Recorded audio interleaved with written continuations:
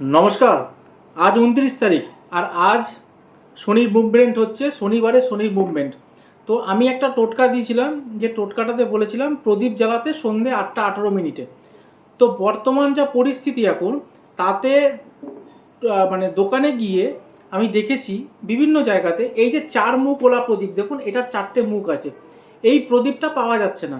তো প্রচুর মানুষ আমাকে ফোন করে জিজ্ঞেস করছে, দাদা এই প্রদীপটা পাওয়া যাচ্ছে না, তার পরিবর্তে কি করব। আমি তাদের জন্য একটাই কথা বলবো, নিরাশ হবেন না, হতাশ হবেন না, কোনো প্রবলেম নেই। এরকম একটা প্রদীপ নিয়ে আসুন যার এরকম মুখ রয়েছে, আর এদিক থেকে এইদিকে একটা সলতে দিন, আর এদিক থেকে এদিকে একটা সলতে দিন, যে চারটে মুখ হয়ে গেল।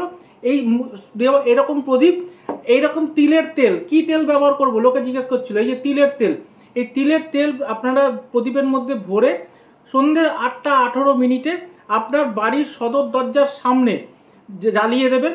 চারটে দিকে চারটে প্রদীপ, মানে চারটে মুখ প্রদীপের বেরোবে, সেখানে আপনারা প্রদীপটা জ্বালাবেন। এইটুকুনি করতে হবে, আর ছড়িয়ে দিতে হবে কৃষ্ণ তিল প্রদীপের মধ্যে। এইটুকুনি করুন, কোনো টেনশনের ব্যাপার নেই, চিন্তার ব্যাপার নেই। অনেক মানুষ ফোন করে বলছে, দাদা কাজ হবে তো? আমরা কিন্তু চারমুখলা প্রদীপ পাইনি, এরম প্রদীপ পেয়েছে। তো এরকম প্রদীপেও কাজ হবে, চারটে মুখ করে চারটে সলতে বার করে জ্বালিয়ে দিলেই চলবে।